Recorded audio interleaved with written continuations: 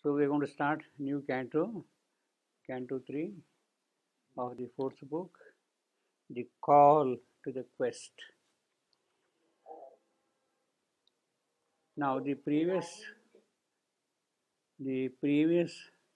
canto ended with the suggestive lines of what is going to happen. The last sentence of the previous canto is a single lamp lit in a perfection's house, a bright pure image in a priestless shrine. Alone, amid surrounding crowds, she dwelt, apart in herself, until her hour of fate.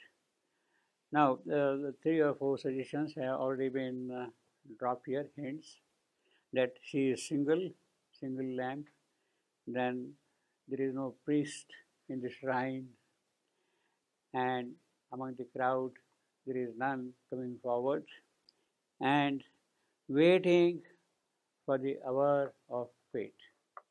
So each line is loaded with a suggestive idea, and it is that now which is being carried forward.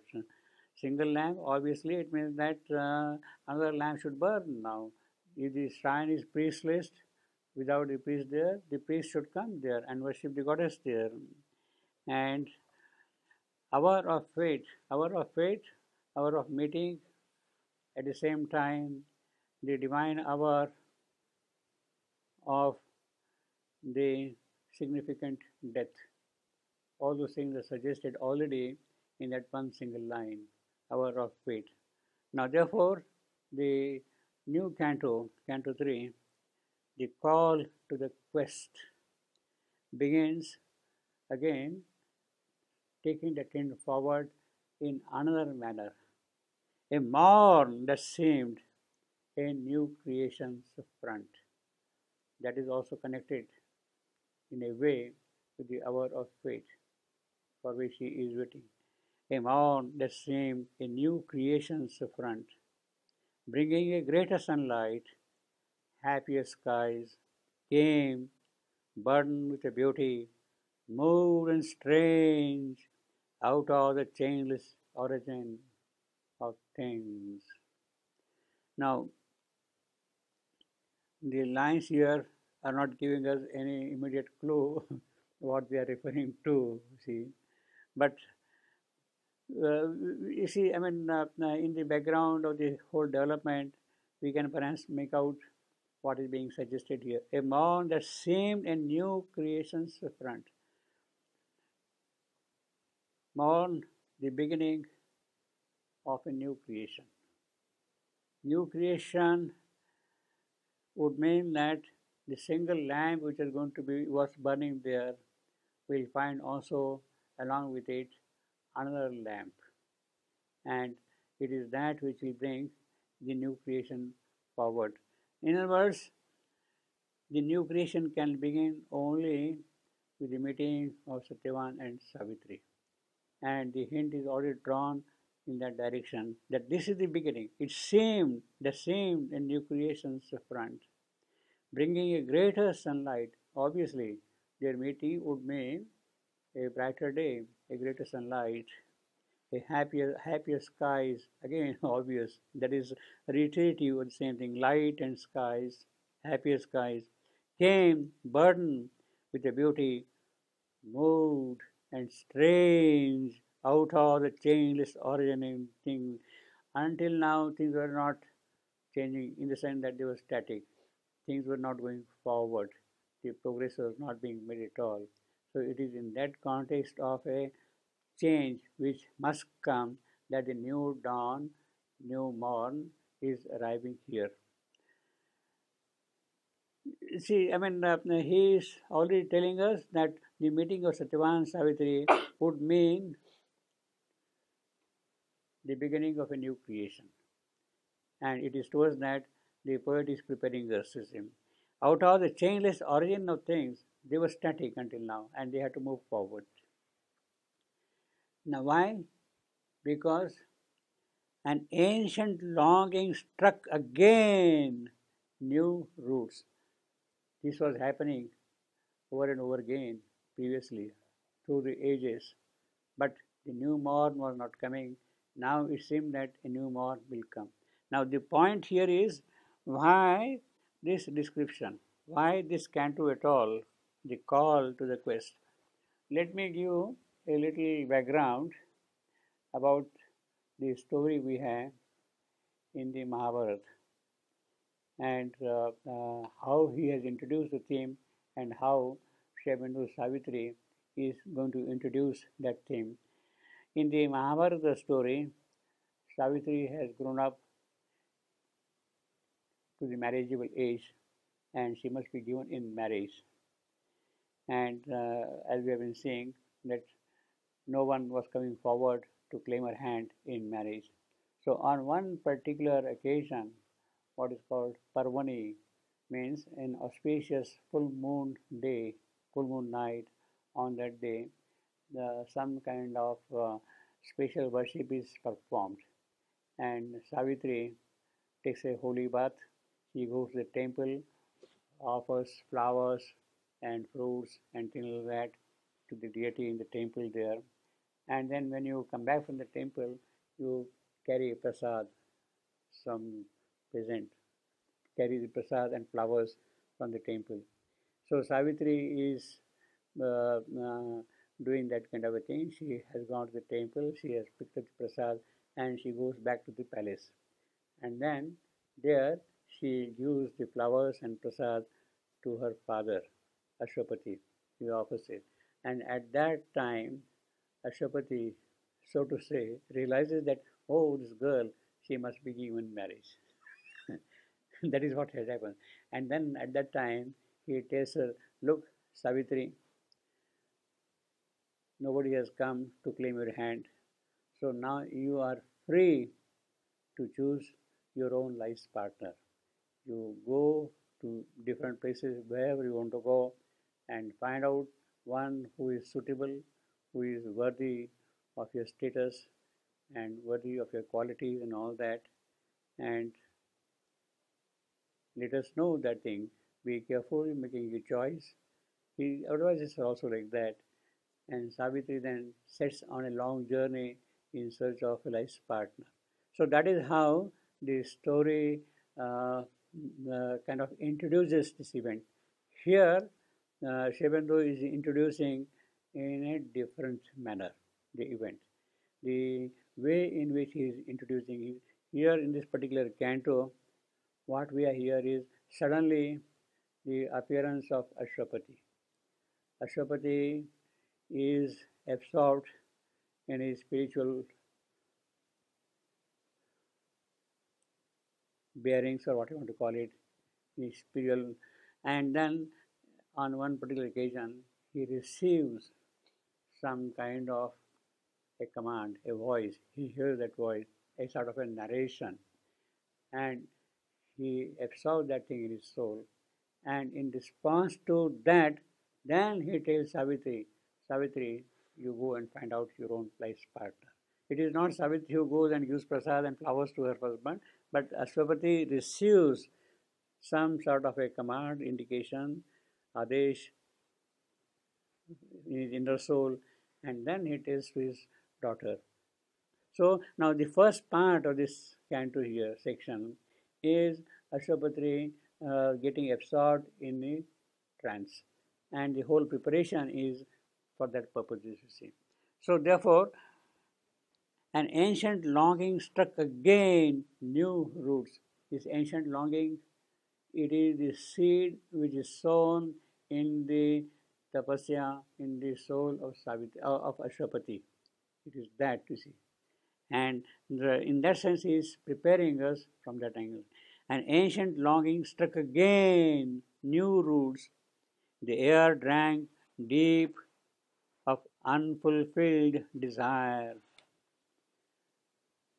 Unfulfilled desire obviously is an indicative again that nothing was happening. Savitri is not finding her life partner, and therefore it was unfulfilled desire of the ancient longing, you see. The high trees trembled with the wandering wind. like souls that quiver at the approach of joy.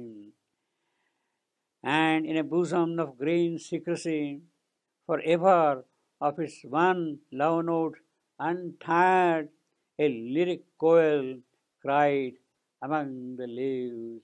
He is describing the forest scene. The bird is there, koel, in the amid the green secrecy, in the secrecy of the forest, the koel is singing.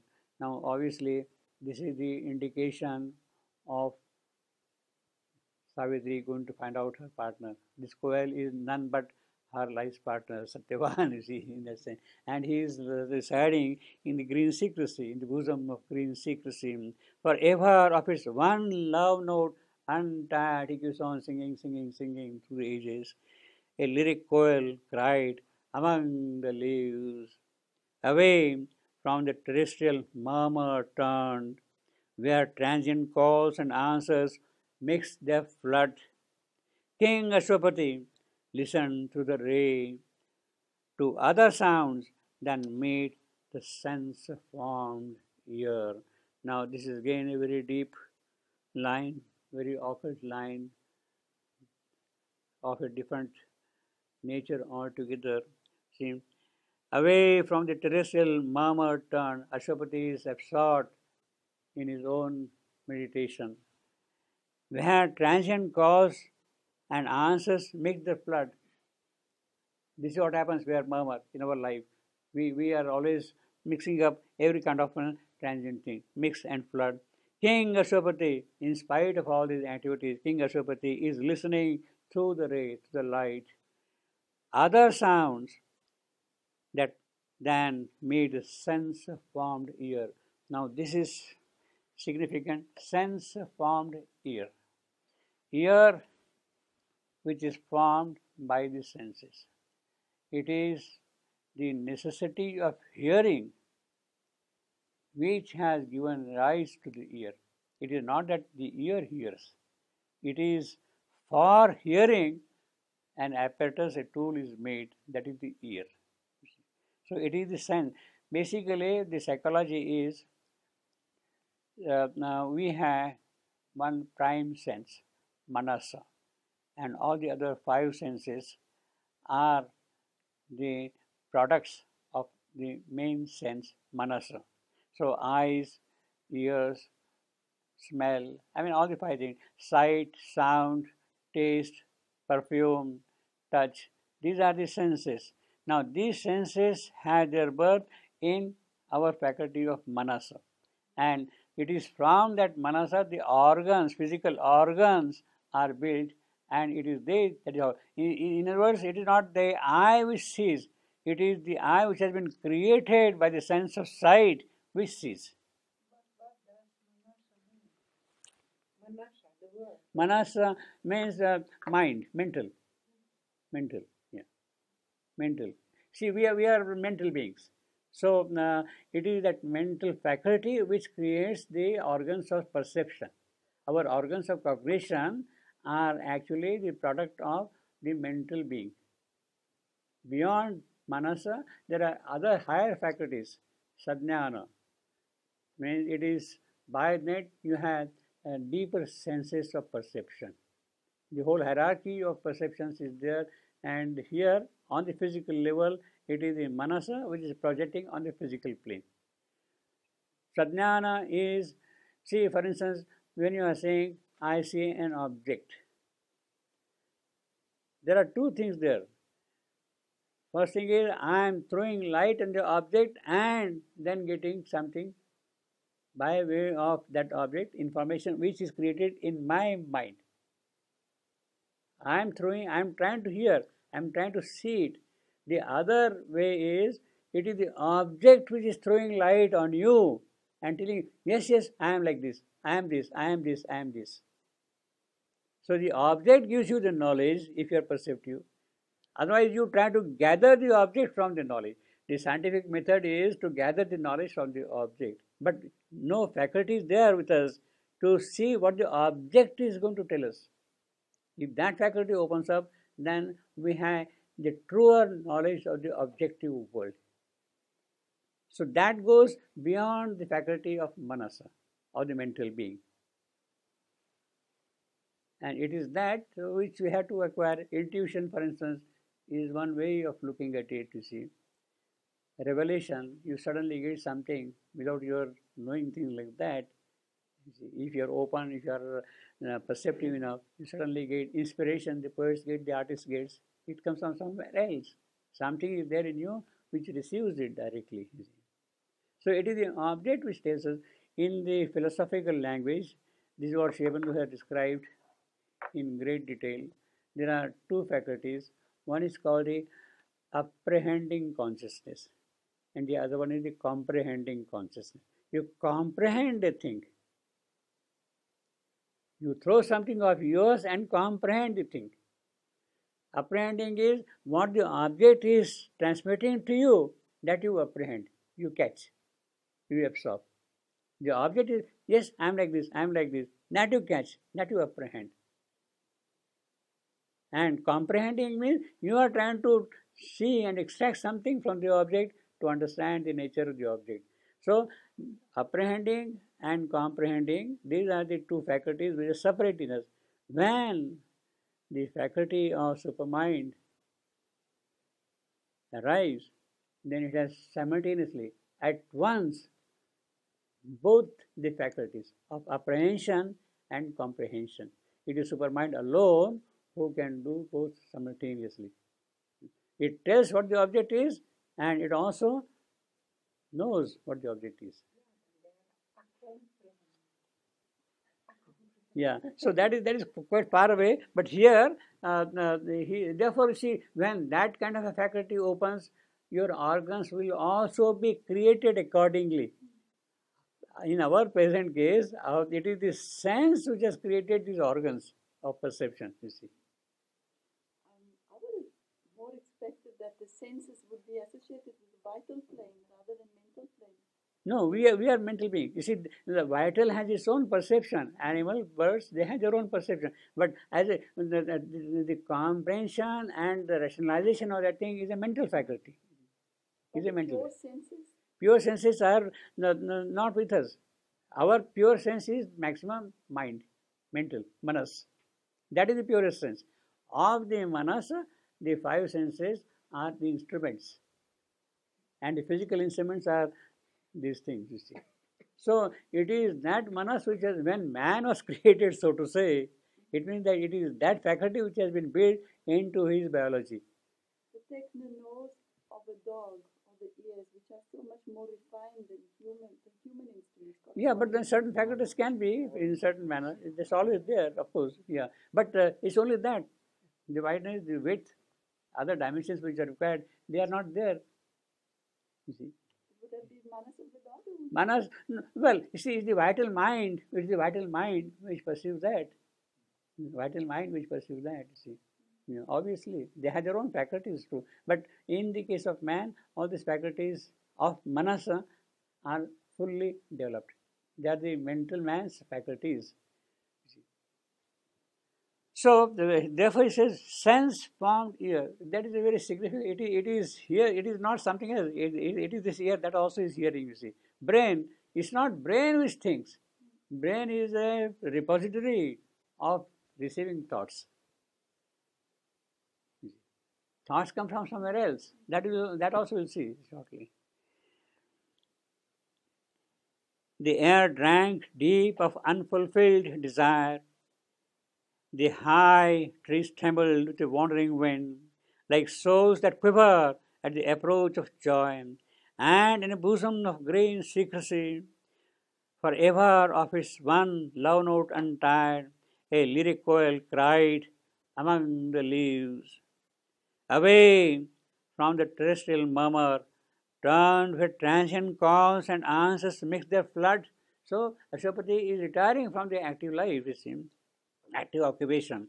King Ashwapati. You see, he is using the word King Ashwapati here. He is not simply saying Ashwapati, because Ashwapati is engaged in all the worldly activities in the sense that he has to govern the kingdom, rule the kingdom. He has to look after the daily affairs of the world, of the kingdom itself.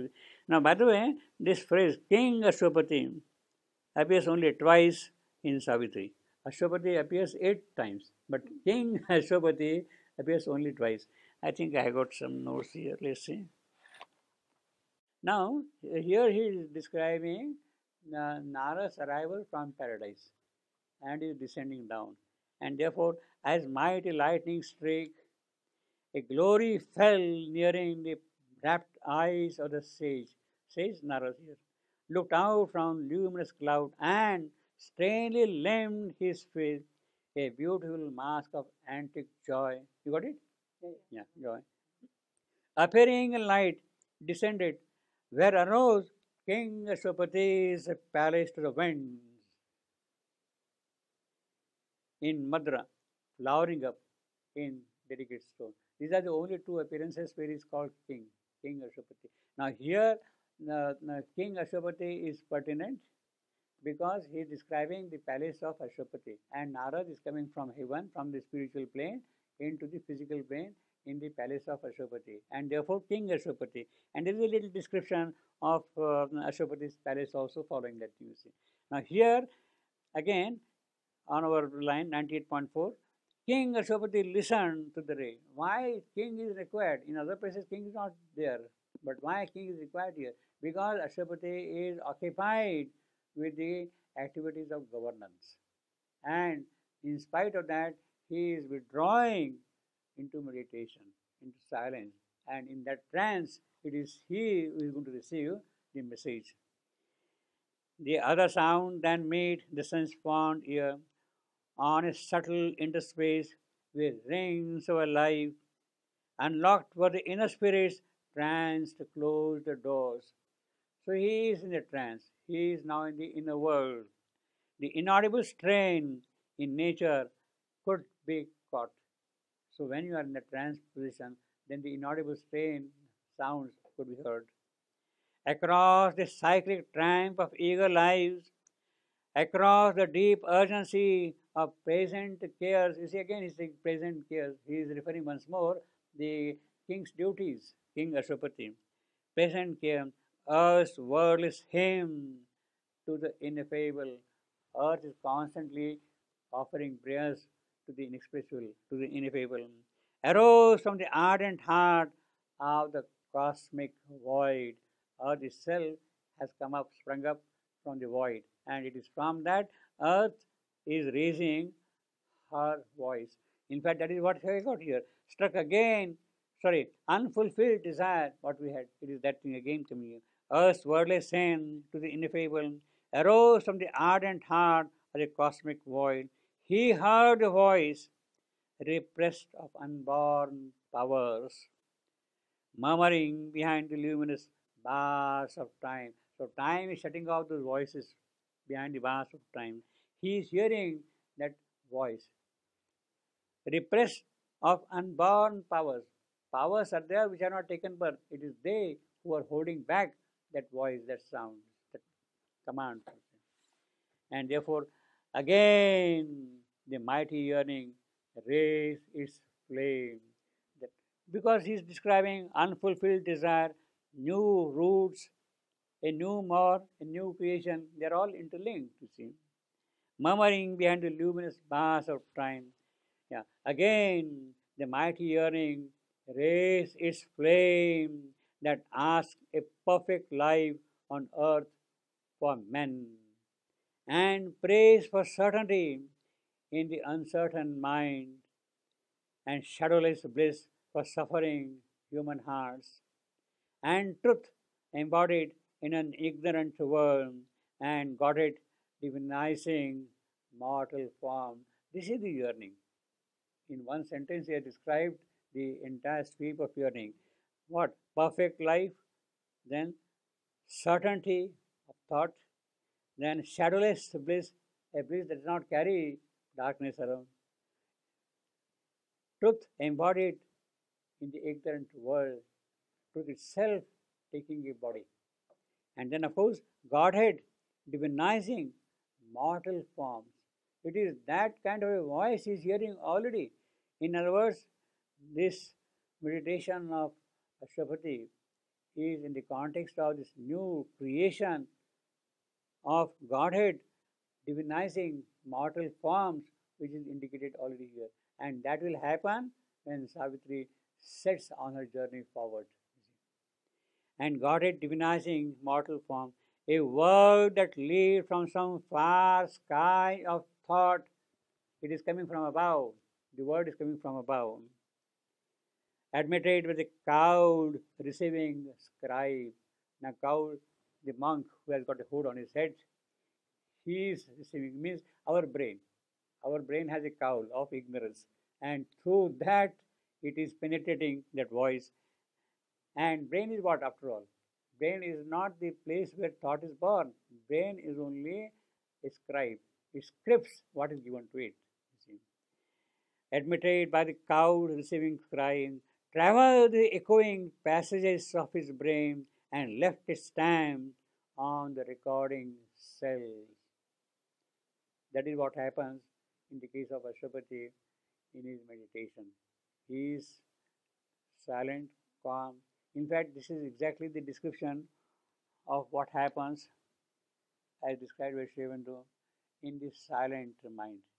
When he got the experience of silent mind for the first time around 1st January 1908, he saw that the thoughts were coming from outside and they were entering into him. One could allow them to enter in, or one could stop them also. It is when they enter in you, then the brain becomes active and gives to those thoughts its own form. Now, what does Ashwapati here? We have got a complete description of that. Now, cow, I got here a small passage from Emerson.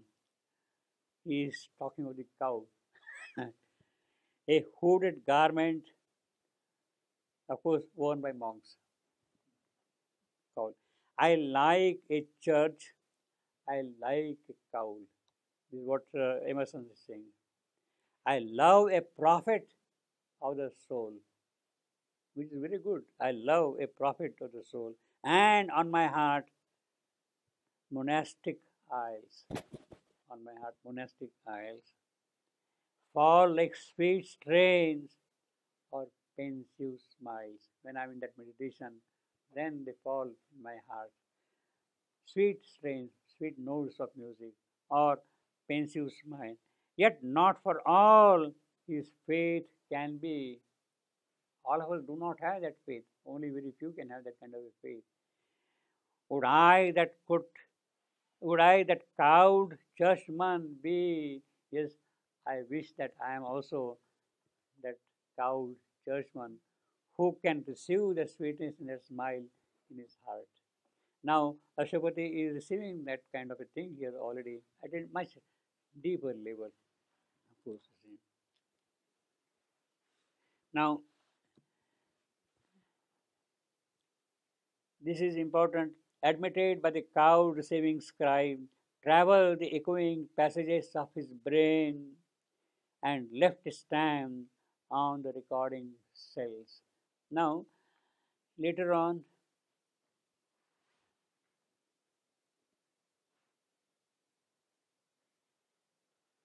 129.9,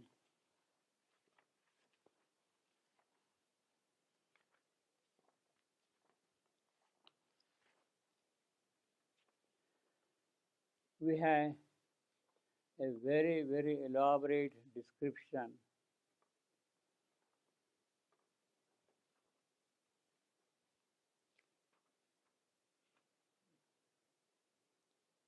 of thoughts entering into us, how where the thoughts are born. 129 on the right, second sentence. 129.9.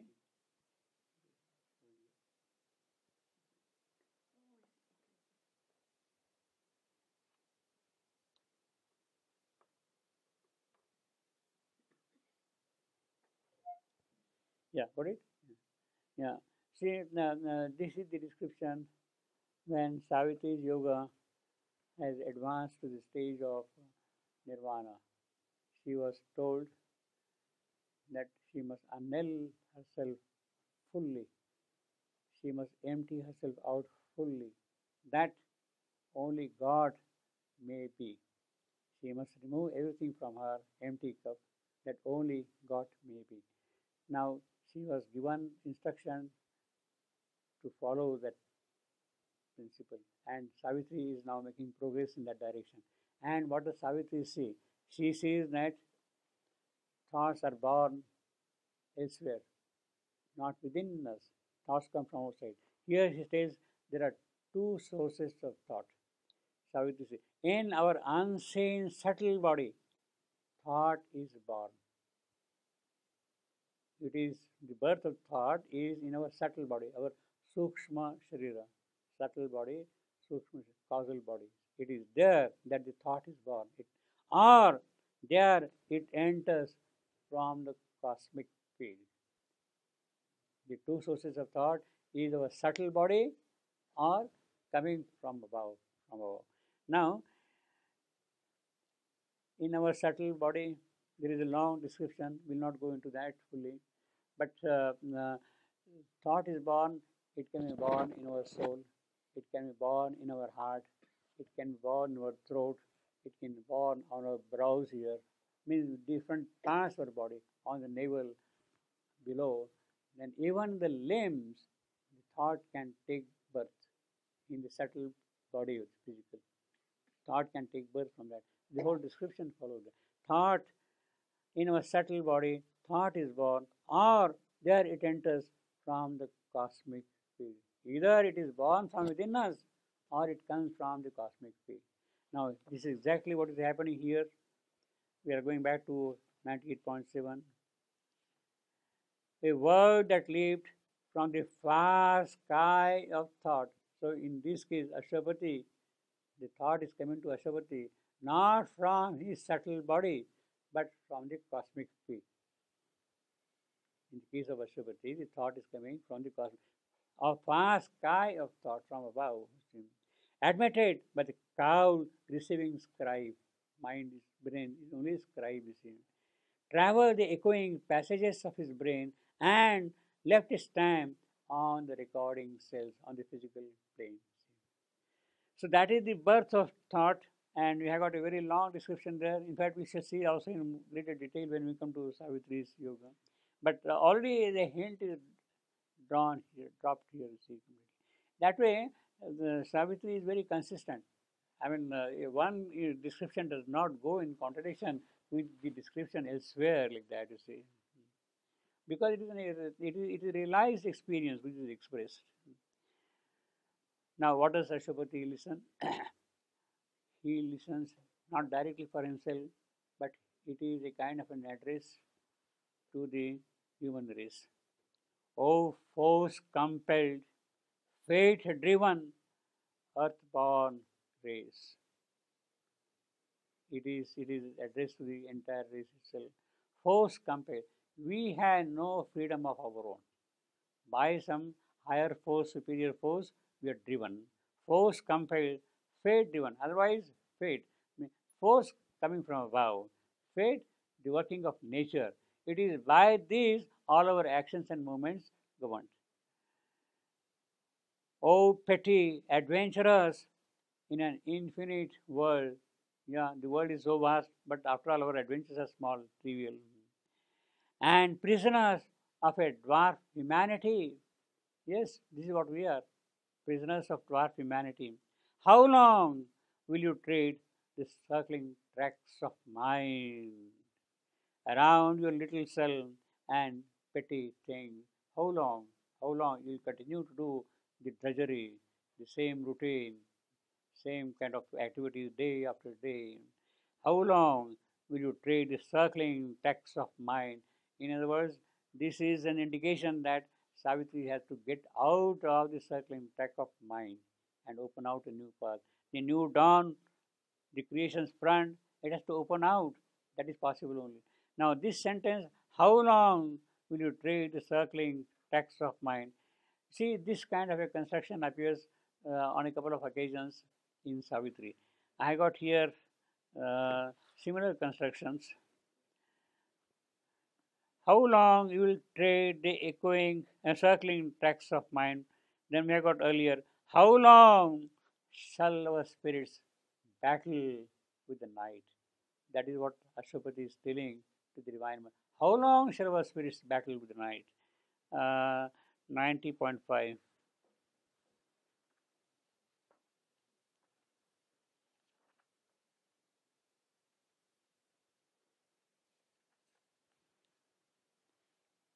He is making a strong plea. 90.5. 90.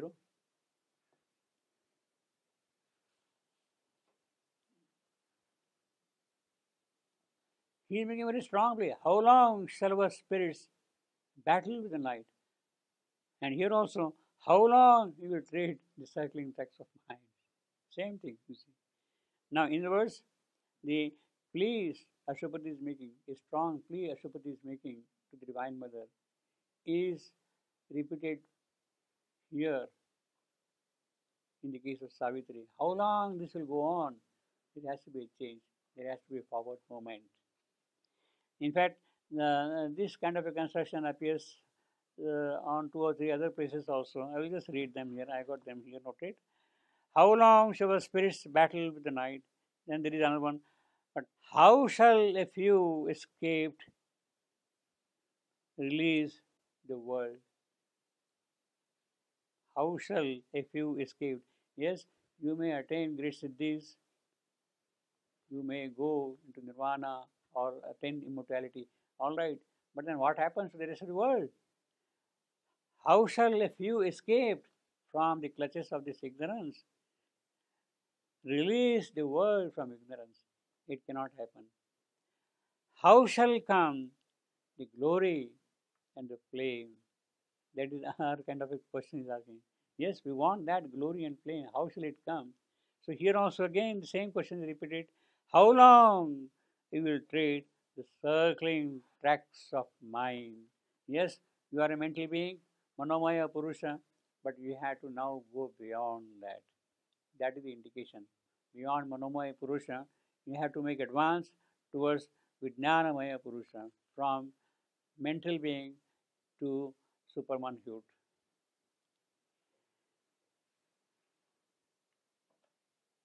But not for a chainless littleness were you meant, surely not for that purpose.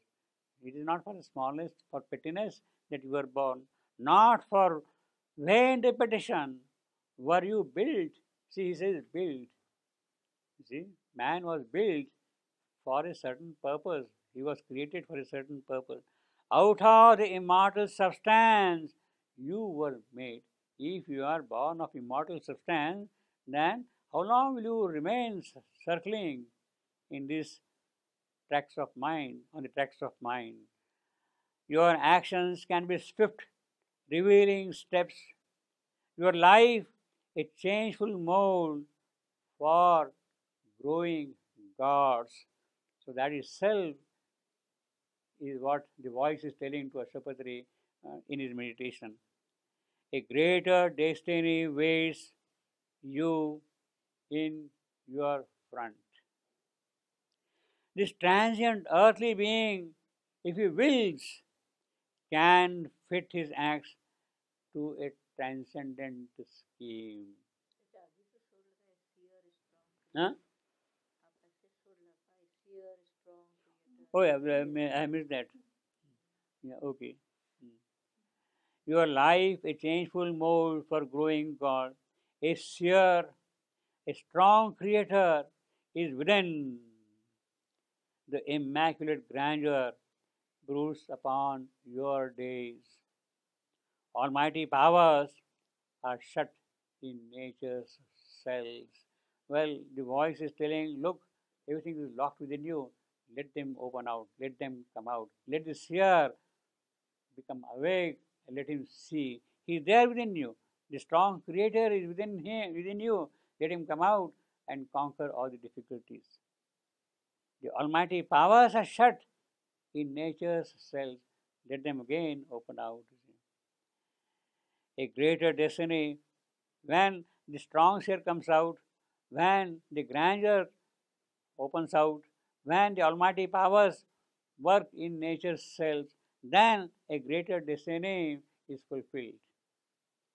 This transient earthly being, if he wills, can fit his acts to a transcendent scheme. The connection between what is in time and what is beyond time, that can be established if the transient, if the human race, man, can understand that, if he wills. Now, that does not mean that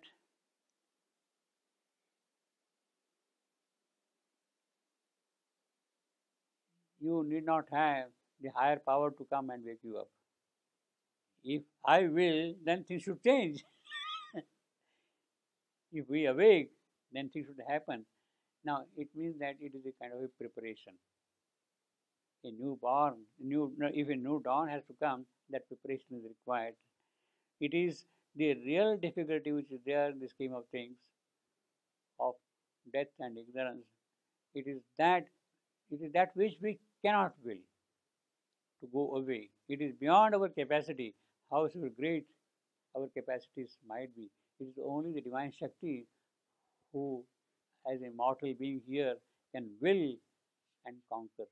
But here, human race can prepare itself moving in the direction. A greater destiny waits you in your front. This transient earthly being, if he wills, can fit his acts to a transcendent scheme. He who now stares at the world with ignorant eyes. This is what we do. We all look at the world with ignorant eyes. Hardly from the inconscience night aroused. We have just come out from the night of inconscience. That look at images and not at truth. We have no idea of the truth at all. We cannot see the truth also, even if we want to look into it. Can fill those orbs with an immortal sight. Our eyes can receive that immortal light. Yet shall the Godhead grow within your heart. You shall awake into the Spirit's air. Now, this is something being told to Ashwapati in his trance. In the context of Savitri, who is a human Savitri. It is that human Savitri who has to awaken herself to these possibilities. Her sight, her soul has to come out and receive it. Yet shall the Godhead grow within your hearts. In other words, this is indirectly telling, yes, Savitri's heart should grow to their Godhead. She has taken human birth. She is human Savitri. You shall awake into the Spirit's air. Savitri must awake into the Spirit's air and feel the breaking walls of mortal mind and hear the message which left life's heart dumb, and look through nature with sun-gazing lids and blow your conch shell at the eternal's gate. Authors of earth's high change, to you it is given, to the human race. It is given to you to cross the dangerous spaces of the soul. You have to cross the dangerous and touch the mighty mother's stark awake and meet the omnipotent in his house of flesh, in this house of flesh, and make of life the million bodied one. It is she who has to multiply in million bodies, the omnipotent force.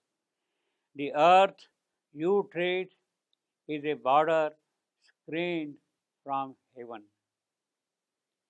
The life you lead conceals the light you are. Yes, there is a greater life in you. You are not aware of it. It is hidden within you. Immortal powers sweep flaming past your doors. They come across your doors, past your door. Far off upon your tops, the God chant sounds. While to exceed ourselves, yourself, thoughts trumpets call, heard by a few, but fewer dare aspire.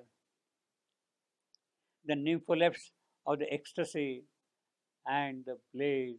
You are the one who will seize the nymphs of ecstasy and bliss. That is the power, that is the capacity, that is the potential you have got. Heard by a few, but fewer dare aspire. Yes, that is a possibility open to you. An epic of hope and failure breaks Earth's heart. Her force and will exceed her form and fate. A goddess in a net of inconscient caught, that is what Earth is. Spellbound in the pastures of death, she dreams of life. She is moving in the fields of death and dreaming of life.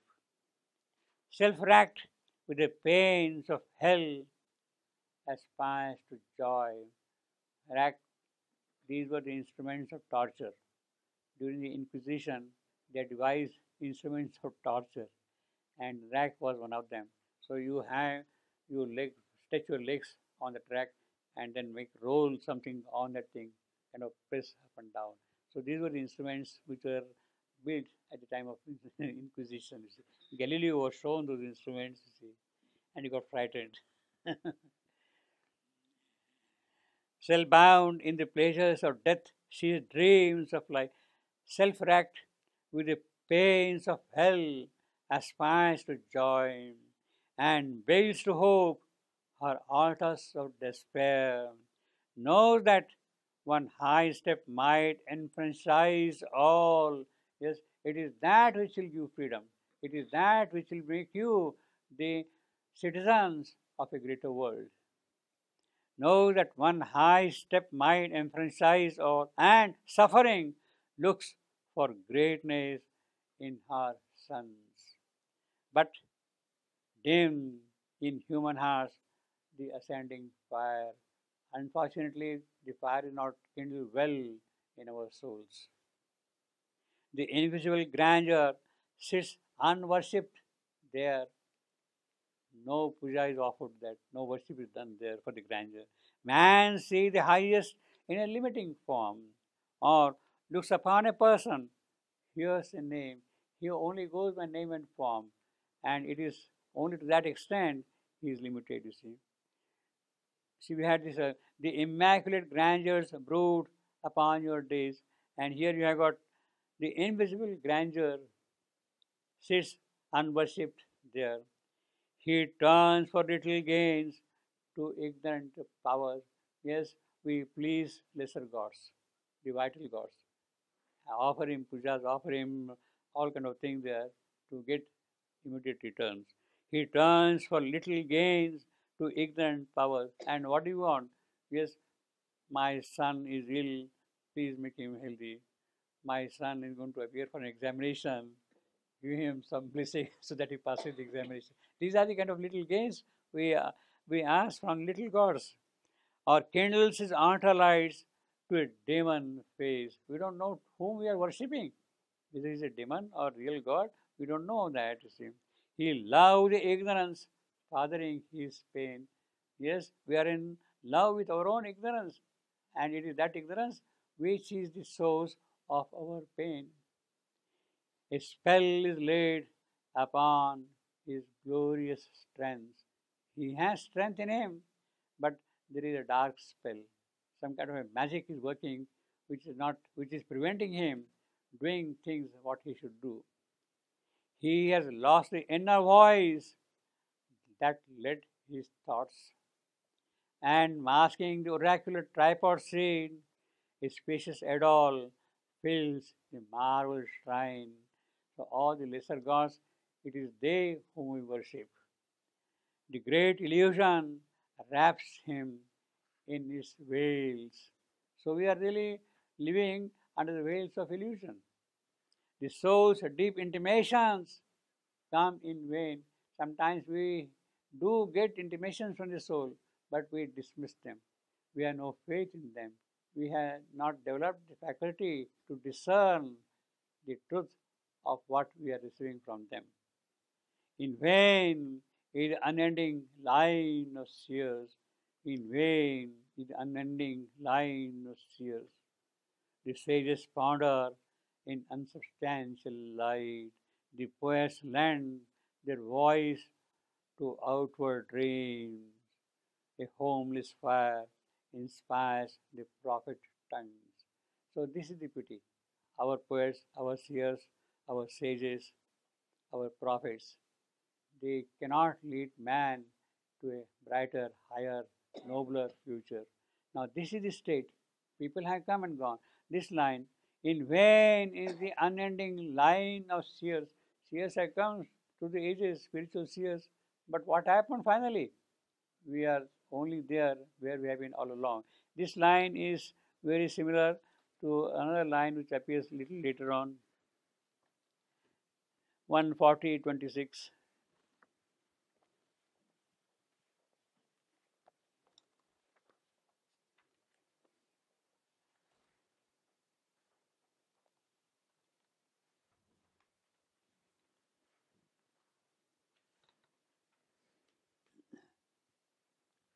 It's a very sarcastic line, but it is there. 140 to 6.6, 140.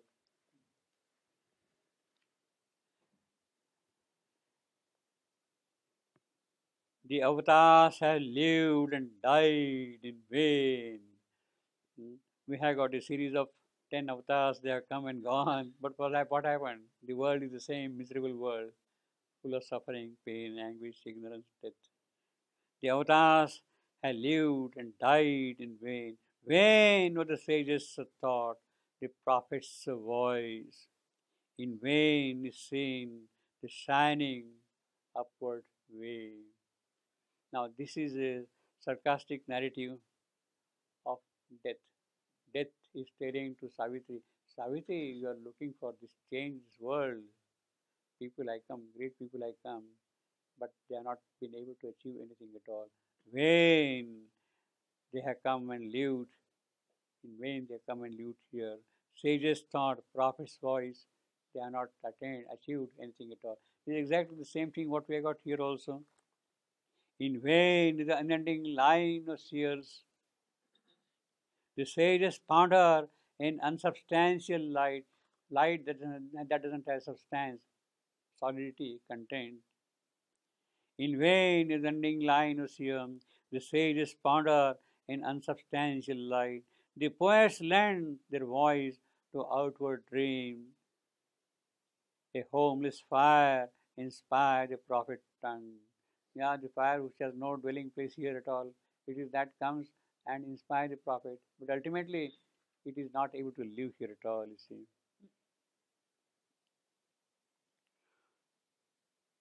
Heaven's flaming lights descend and back return. This is the calamity. This is the sad story. This is the tragedy of this creation. Yes, heaven's light does come, but then again it goes back. In fact, that is how the whole thing started. There was the divine attempt. It tried to change the whole thing, but it could not. Ultimately, Savitri had to take his mortal birth. And it is the same context here. Heaven's flaming light descend and back return. The luminous eye approaches and retires. Means he is telling, basically, the voice is telling to Ashwapati in his meditation that all the attempts have been futile and things have to move forward. The luminous eye approaches and retires. Eternity speaks, none understands its word. Fate is unwilling and the abyss denies. Fate is not able to accept the possibility of a change. And of course, there is the strongest negation from the abyss, from the nether world. See. The inconscious, mindless waters block all done. That is why vain is the ending line of seers. In vain have the avatars come and gone. See. Only a little is lifted. Only a little lifted is mind's screen. All that they have been able to achieve is slightly raise the curtain of mind and allow a little bit of intimation, revelation, or inspiration to enter in. Beyond that, nothing has been really achieved, anything of worth. Only a little lifted his mind's screen. The wise who know see but one half of truth. They have been able to see the other part of the truth, that truth. But what about the truth which should be here? That truth they have no, about that they have no idea at all. The wise who know see but one half of truth. The strong climb hardly to a low peaked height. The hearts that yearn are given 1 hour to love. Yes, that's all you have to do. Whatever love you want to do in 1 hour and get out. That's what it means basically. See. The hearts that yearn are given 1 hour to love. His tale, half told, falters the secret bard. The bard is not able to sing the full story. He is faltering to complete the story of man because only half truth is given. The other half is there only. But here, there is no truth at all. Therefore, the bard himself falters. The gods are still too few in mortal form. They do enter, they do work to some extent in us, but there are very few gods who can do that. The gods are still too few in mortal form. We have got a very similar line, 1130. 1130.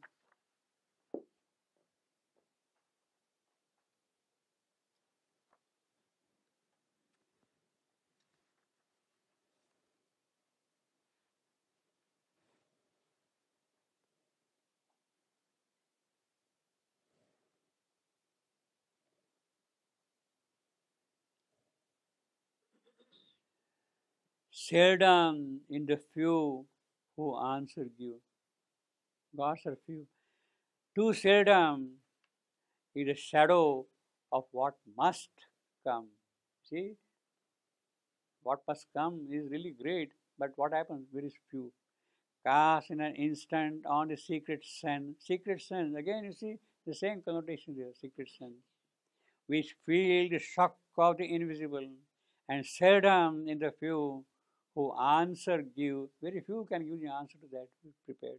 The mighty process of the cosmic will communicates its magic to our sight, identifying the world's mind with ours. See, the seldom that thing is happening here again. Also, it's the same thing. The gods are still too few in mortal form. In other words, unless the gods really establish themselves, the full potential which is there within us cannot flower out, cannot open out, cannot come out, cannot emerge. Only a little lifted is mind's screen. The wise who know see but one half of truth. The strong climb hardly to a low peaked height. The hearts that yearn are given 1 hour to love. His tale, half told, falters the secret bard. The gods are still too few in mortal form. Well, this is what Ashwapati hears in his trance, in his meditation. And then from that point onward, the voice withdrew into hidden skies. Then the story develops further. I think we'll stop with that.